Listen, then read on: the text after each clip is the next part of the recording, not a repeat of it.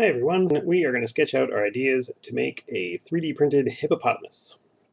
Just found a picture of a hippopotamus off the internet, so I have an idea, and I'm going to make him a little bit more cartoony, but I am thinking about the shapes that he's made of. He's got a very big round body, and his legs are pretty straight, just kind of big cylinders sticking down. It's got 4 toes on there, so each one of his legs is going to need these toe shapes at the end. Whoop, whoop, whoop. And his head has the most sort of details in it. I can't see it in this picture, but I know they have short little stubby tails. So I'm going to think about putting a short stubby tail on his end here. And his head, well, his head is going to have to be made out of more shapes. We can't really make it with just a circle. So we're going to add this shape on the front here. It's going to have something in between them. And it's got these very big eye areas, and these tiny little ears, well as some big nostrils. And a real hippopotamus doesn't have teeth coming out of his face when it's closed, but I want to make him a little more cartoony, so I'm going to stick his teeth out the bottom of his mouth because I think that makes him look more fun. So now that I have an idea sketched out, I can go into Tinkercad and start putting these 3D shapes together to make ourselves a hippopotamus. Next, I'll show you how I designed this guy based on my drawing. So we can see our hippo is very round, and that means that he is made mostly, almost entirely, out of spheres. So we can see that our first example here, he has a lot of different bumps and round shapes, but each one of them is just another sphere that is slightly overlapping the other ones.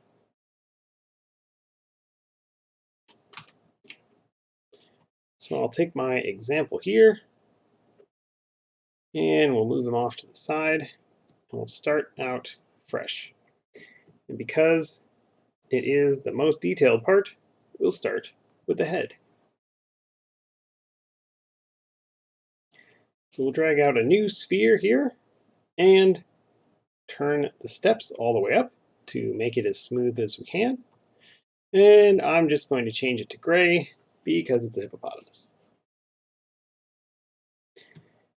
And now we really get to play around and go back and look at our sketch and think about where we can put all the spheres. So he's got the front of his head, and the back side of his head, and the middle in between. So that's where I want to start.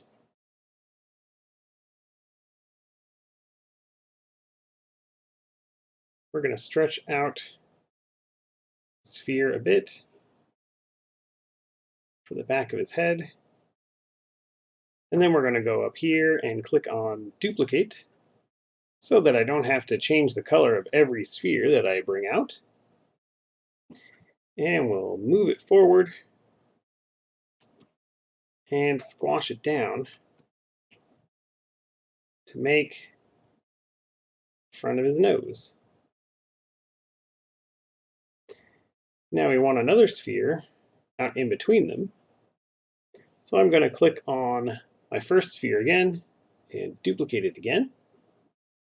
And I'll move it in between the two of them. We'll shrink it down. And not worrying too much about the exact size or where they are, but I want to keep on using my right mouse button to rotate my view around and look at it from different sides and make sure that the shape I'm creating looks like what I want it to look like. And I think I want to make the back side of his head tilt a little bit. So I'm going to click on my rotate tool, and I'll stay inside of the circle because it just makes it easier to rotate back if I don't like it. Now I've just been moving my parts around to get them to look vaguely like I want them to, but I want all of the pieces of his head to line up straight along the middle so his head doesn't look wobbly. So let's drag a box around everything and then click on the Align tool. Now we can click on one of these circles. You can see that I can line things up all on one side or all in the middle, which is what I want to do. And you can line them up in every direction, but I only want them lined up in the middle this way. I like how they are front to back. So now that I have them lined up, I'm going to click on this and raise it up a little bit. And I think I'm going to tilt it over just like the first part of my head. So now we have that middle of the head. And we're going to need some eyes, some ears, some nostrils, and some teeth. And all of these are going to be the same on the opposite side. So let's go ahead and lock all of the shapes that we have already that we know are right, so we can't accidentally move them out of place. So I'm going to select everything one more time. You can see I have 3 shapes selected, and we'll click on the lock button here, and now all of the controls go away, and you can't move them anywhere. So later we'll unlock them when we move our head into place. But right now I'm going to add some details. So because I locked them, I can't duplicate it, which means I have to drag myself a new sphere out here. We'll turn it up, and we'll turn it gray. So this is going to be our eye.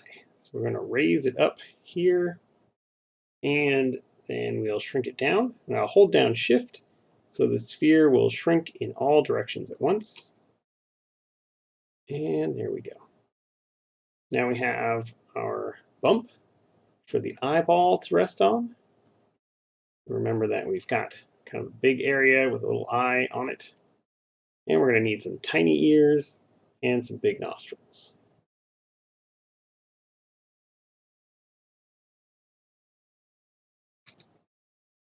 So let's go ahead and duplicate this. And we're going to raise it up and move it back to where about the ear is going to be. And then we're going to hold down Shift and shrink it way down because the ears are so much smaller. I'm going to zoom in a little bit. Since I've made a very small piece, it's very hard to click on the handles. Once you get very small, you have to zoom in so we can see it. I'm going to make this be sticking just out of the head. And then I'm going to duplicate it again to make the ear on top. Now remember that this is duplicate and repeat, so if I do so again, it'll make an even tinier one, just like I did before, and it'll keep on getting tinier and tinier as we go. So we have to click on an empty space, and then click on an object again, and it will forget the move that it wants to repeat. So I'm going to delete my super tiny one, click on this guy, duplicate him, and move him up. And I'm going to move him over to the side a little bit and stretch him out. Maybe up a little too high. There we go. So now I have sort of an ear shape, but it should have a hole in it if it's going to be an ear. So let's click on an empty space so we don't repeat. Click on this guy, duplicate him, and turn him into a hole. Now we've got a hole in the exact same spot as the ear, and we don't want to cut the entire ear away. So I'm going to use my arrow keys to move it over just a bit. So now I have a hole that's going to cut out the front side of the ear, and the ear is going to just be the back. Let's go ahead and select both of these shapes and group them together.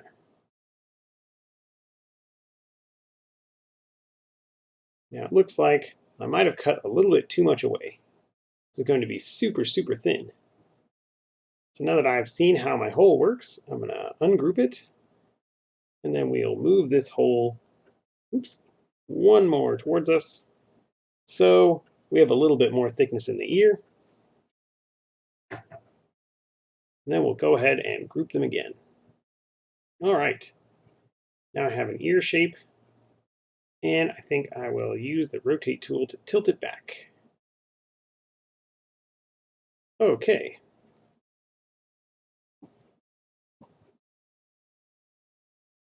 And back to our eye here. I want to make an eyeball sticking out of this bump on his head. And I'm only going to do one side so that I can duplicate it and flip it over to the other side when I'm done. So let's go ahead and duplicate this. I'll raise this up a little bit, and I will turn it white so I know it's an eyeball. We're going to hold down Shift and shrink this because I want my eyeball to stay round. And we'll use our arrow keys to move it. And our little black arrow up here to raise it up. I keep on shrinking this down. Now his eye is pretty small compared to his head. All right. Now that's a little bit too much eyeball sticking out of the front of his head. I don't want him to look scary.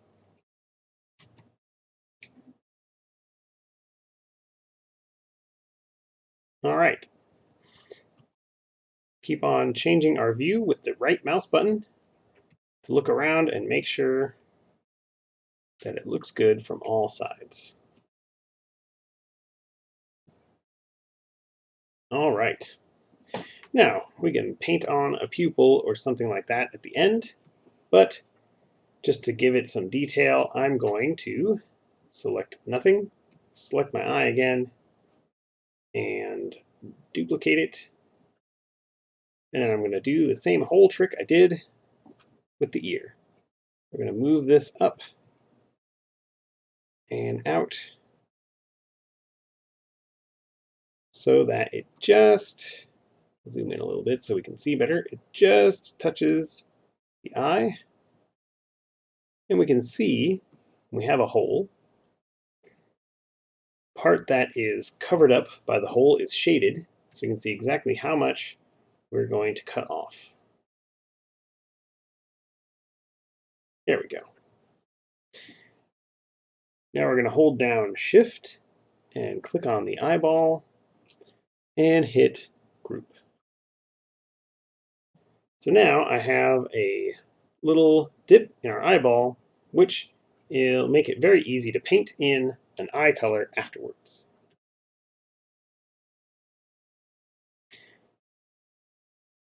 Go ahead and move over to the nostrils. I want to do the same kind of thing where I'm going to have a hole here in a bump around it. So I'm going to go ahead and duplicate this, move this guy over to the front, and we can hit D to just drop him on the floor. All right. Now I'll raise him up a little bit. So we have a big area for his nostril. All right. Now that I like how this looks, I'm going to do the same trick. We're going to duplicate this, turn it into a hole, and then we're going to stretch it out and make it real narrow. That's a little bit too big, even for my cartoon nostrils. So let's make it smaller and move it up. Now we've got it in the middle. I think I want to move it out so we don't have such a huge hole.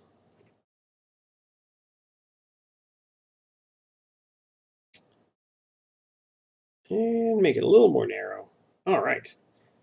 Remember that we're only looking at the area that is shaded by our hole here. Everything out here is just going to disappear since the hole is only a negative space. So let's go ahead and hold down Shift and select our nostril area here and group it together. All right. So now we have a cut in here. That's looking good. And lastly, we're going to put a tooth under there. So I'm finally going to stop using spheres. And this time, I'm going to go out here and use a box. So we're going to drag this big red box out here, which doesn't look much like a tooth. I'll click on the color, turn it to white, and then I'll go to our first slider here, which is called radius. And if I turn up the radius, you can see that it curves all of the corners of my box. So now it has a nice round edge to it. If I turn up the number of steps, which is next, it gets smoother. If I turn it all the way down, it just turns into a gemstone of some kind. So let's turn it up so it's nice and smooth. And then I can keep on using these controls and shrink this down to the right size for a tooth. So go ahead and make this, let's say 5 instead of 20. And the width will be 8. And the height can be 10. And there we go. Now I have a nice round cartoony tooth shape. So let's move that underneath the nostril. And we're going to use our up and down arrow right here to actually move it down. And it doesn't matter that it goes down below the floor because I'm going to be lifting his head up to put it on top of his body. All right, now we are ready to grab all of our face details and copy them over to the other side. I'm going to zoom out a little bit. I'm going to click and drag a box that touches all of the shapes. And we can see that the locked shapes that I have before are highlighted in purple, and that means that nothing that I do is going to affect them because they're locked. So if I click on duplicate here, it turns out I will ignore this middle shape and duplicate just the face shapes that I made. I can go here and click on mirror, and I'll click on the left-right arrow. And I have a flipped version of it. Looks like a real mess. So instead of clicking, or I might accidentally click on something I don't want, I'm going to go to the arrow keys on my keyboard and just move it over until it's on the other side. Now I have a nice, crazy hippopotamus head ready so that we can try and make his body next.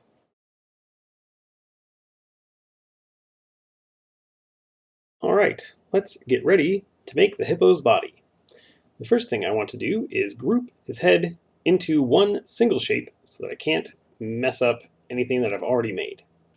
Parts of it were locked when we were doing our mirroring, so I'm going to just select everything, and we will, since we have two different things, locked and unlocked shapes, just click on the lock, everything will become locked, and then click on the purple lock again, and everything will become unlocked.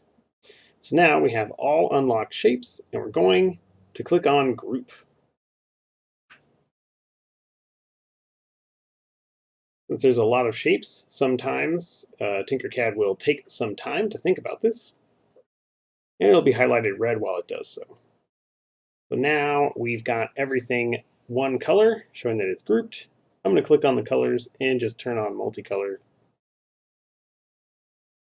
just for fun so I can see it. And we're going to raise this head up a little bit and start working on a body. So we'll grab a new sphere. We'll increase the steps all the way up. Turn it gray so it matches the hippo. We'll stretch it out. And raise it up. Already, it looks about the right size for a hippo's body. But remember, we always have to keep on looking around at different angles and make sure that our object looks right from all sides because we're working in 3D. So let's stretch this out so it's nice and wide. And this is a pretty good shape, but to match all of the fun details that I have on my face, I'm going to make his body more lumpy and less like just a ball. So we'll do that by just duplicating the sphere a bunch.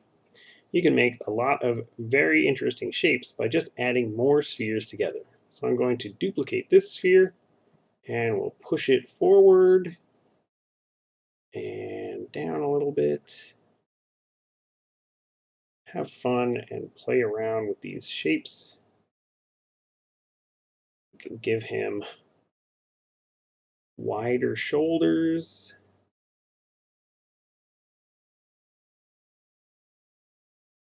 And click on an empty space, click on this guy again, and duplicate it. Since I don't want to repeat my move, I have to select something else before I duplicate again.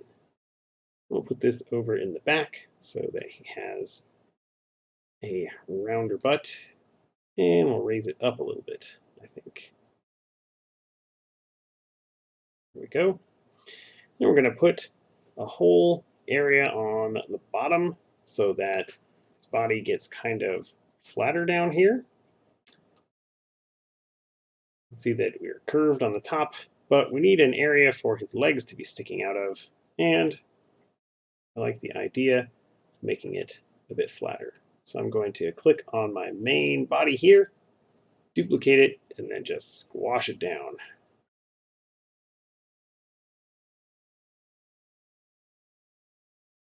All right, stretch it out a little bit so I can see it all the way around. Then we'll put one more round bit on all four corners for his legs to come out of. Since they have to match up with the legs, I think I'll make these part of the legs themselves. So it looks like I have the shapes for the body, but I'm not sure that they're all perfectly lined up. So just in case, I'm going to select everything, and we're going to click on Align. Click on our middle circle here. So now the head and all of our body shapes are lined up straight along the middle. And that's looking good. So the last thing his body needs is a tail. And I could use another sphere and shrink it down, but I think I want it to be pointier than the sphere, not so pointy that it's a cone. So I'm going to go down here and find the paraboloid. Paraboloid looks like it'll be a good hippo tail shape. So we're going to raise this up to about where we see the tail. And let's shrink it down a bit so it's narrower. And I don't think sticking straight up like a happy dog is correct. So I'm going to go to my rotate handle over here, and we'll turn it all the way downward.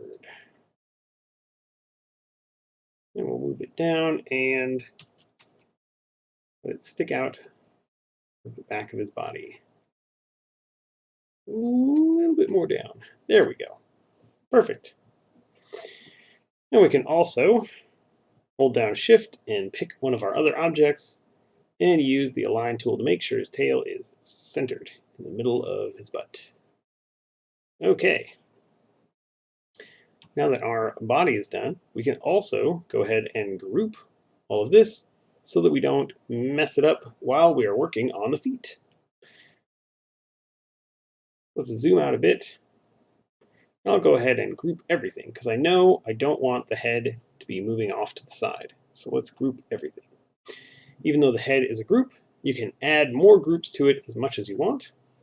It does take it some time because it's very complicated. But this means that later you can ungroup and separate the head group by itself, and you can edit things in sections rather than having everything be loose parts and accidentally move one ear and have a lot of work to do. So let's raise our hippo up into the air, and we'll decide how long we want his legs to be by how high his body is floating. Now he is a hovering hippo, and we'll get ourselves some cylinders and some spheres. So let's go up to the top and find our cylinder. And just like the sphere, I want to increase the detail so it's nice and smooth. So I'm going to crank up the sides on the cylinder. And we'll need to make it a little bit narrower, I think. It looks a little bit wide for his foot.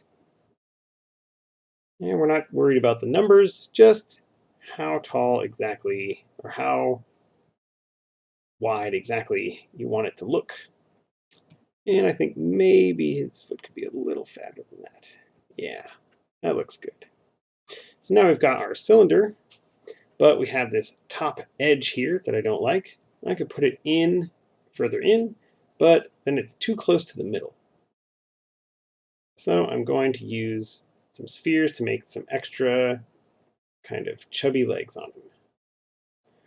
So let's grab a sphere and turn up the number of sides, squash it down, and raise it up so we can stick it on the top of our cylinder. Now I haven't changed the colors yet because I want to see the stuff that I'm working on is different than the body, which I'm not working on. But we can change our colors so it matches and makes more sense. The colors are only for Tinkercad, so it doesn't really matter. You could make a multicolored hippo and he would come out all one color when you print him in solid plastic. So the last bit his leg needs is some toes. And I could cut some spheres in half, but I've already got that here in the half sphere. So we'll bring out a half sphere and we'll shrink it down. Definitely need to make it shorter. And since we've made it so small, we've got to zoom in or use our fit to view. Ooh, that's pretty close. Zoom out a little bit so that we can see where we're putting our little toes. All right. Now I'm going to duplicate my toe here and move it over to the side. And since I have duplicated and moved it, I can just duplicate again to repeat it. Now I have my second toe. I've got my toes facing out to one side. Zoom out here. So it ended up with my toes facing out this way. Now a real hippo has 4 toes, but I think that this looks cuter and more like a cartoon. So now that his toes are looking good, I'm going to group just this one leg because I'm going to use it to duplicate and make all of the other legs. So let's go ahead and pick all of the shapes that we have for our leg. Since they're touching the body, I'll just hold down Shift, click on each of our shapes. So I've got 5 shapes selected, 3 toes, 1 leg, and 1 on the top of the leg. We're going to group them together. We're going to change that group's color to gray so it matches our hippo. And then we're going to duplicate. And with this one, I'm going to just use my arrow keys to move it all the way back. And it's looking good. We've got our back leg. And I can shift click on my other leg here, so I have both of them selected. And I will duplicate the pair of legs. Oops, there I go, forgetting to click on an empty space. So I'll undo that, click on an empty space, and I'll select both of my legs. Well, let's duplicate them again. Now that I have one set of legs, I can use the mirror tool to flip it to the other side. And let's look at it from the front and use our arrow keys to move the legs over until they're on the other side. Perfect. Now my hippo has a lot of chubby legs. All right. So now our hippo, made mostly of circles, is ready to go for 3D printing. We're going to set up our hippo figurine to print.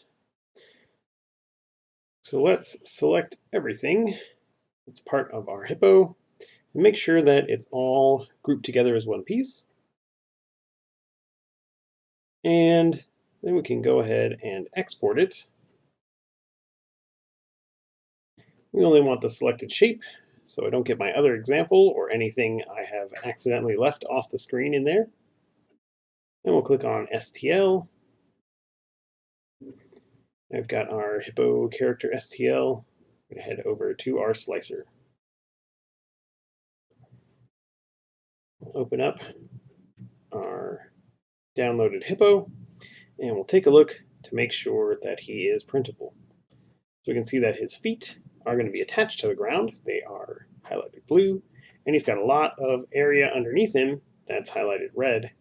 That is going to need supports. Plus, he has a lot of round and smooth shapes. So we are going to have to think a little bit about what the best way to print this guy is. It's because we want his sphere shapes to seem smooth and not rough. We're going to need to go to a smaller layer height, which will make all of these round surfaces smoother. We're also going to need supports. I'm going to go into the custom settings in a second. First, I'll slice this, and we'll take a look. This guy is pretty big, so he's going to take some time. 8 hours. Let's take a look at the preview. Now, if we had sliced him at a lower layer height, he would take a lot less time.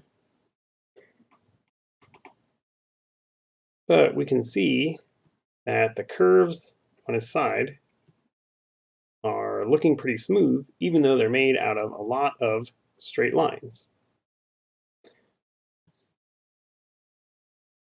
The support is where things might get a little bit difficult. Because he has so much overhanging head and body area, I slide our slices down here. We're going to see that in between his legs is this entire tower of support. And this might be a little bit difficult to remove, but it should be a very good support to hold up all of these areas of his head.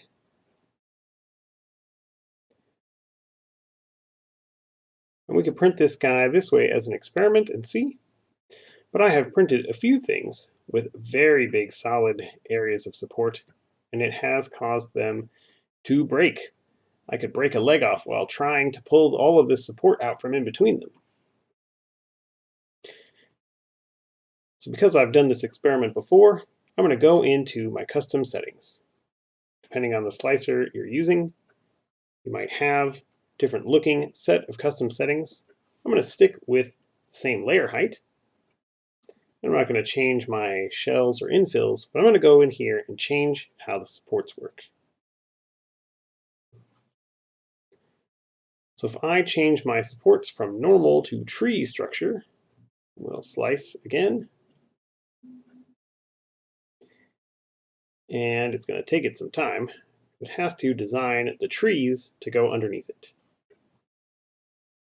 I really like the tree structure, and you can see that it actually takes 6 hours now, 6.5 instead of 8, because there's a lot less support that's being printed.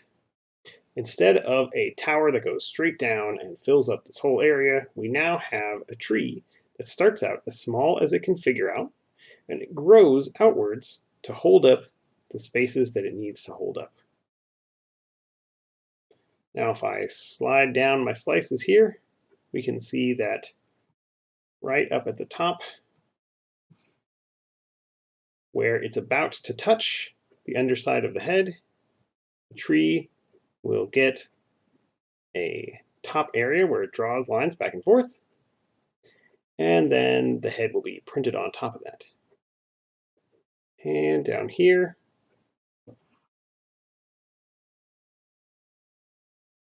underneath the body, we can see that we start with just this little squiggle, and it grows out into this tree shape that covers the entire area underneath the body. Now there's a couple of weird branches out here on the tree, and they go up just because the computer is a little confused and thinks it has to support this edge right here, but not that edge on the other side.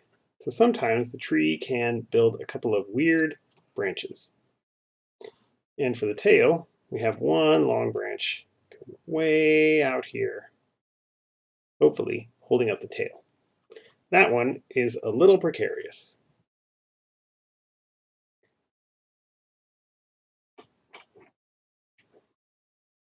So you can play around with the settings on how your supports work to see if you can make it take less time and less material. Because these trees are hollow, it's very easy to break them out from in between our legs without damaging our model. So now that I like how the supports work, I'm going to save it and we'll try out this print. Let's take a look at another way that we could slice and print this hippo so that we don't have to build a ton of supports underneath him. Now, as long as I have a flat surface to attach to the floor, I'm good to print. And right now, I've got the feet, but we need towers of support to hold up all of the rest of him. So instead, let's print him in two parts, put them back together after the fact. We're going to get ourselves a hole and look at it from the side here. We'll make it tall enough to cut all of his possible parts in half. Look at this on our flat view. And I want to make sure that I'm cutting the tail in half and not leaving just a tiny sliver on one side. This looks good. Now that I have a hole that covers up half of him, we're going to make two. Duplicate. And move the duplicate over to the side. Whoops, too far.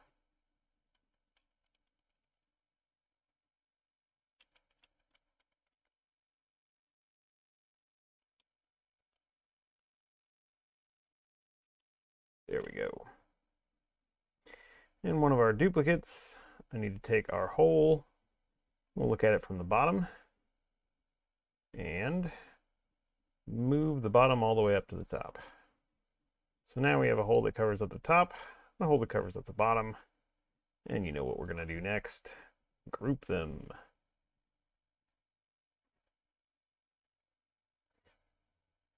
Make sure not to group everything together at once.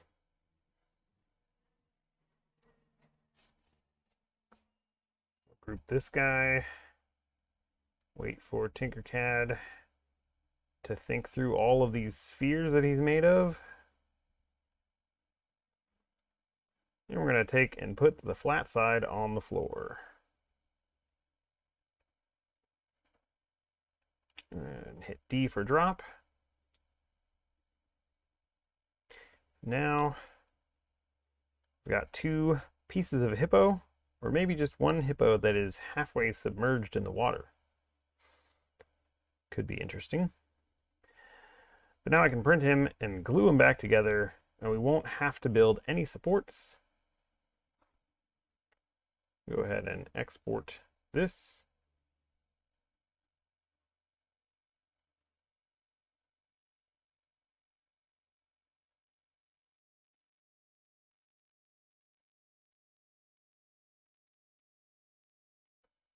Take a look at our newly downloaded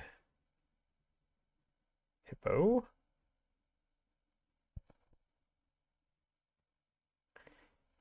And we can see that his toes look like they have a little bit of red under them, but I think we're safe to build those without any supports. We might have to sand his toes a little bit at the end.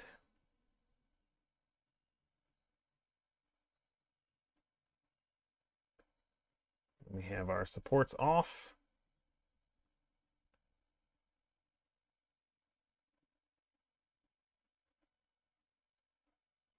He is pretty big, so he's going to take some time.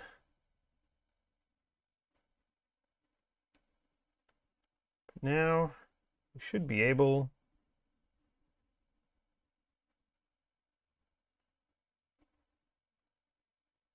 to build this guy and glue him back together. See you next time.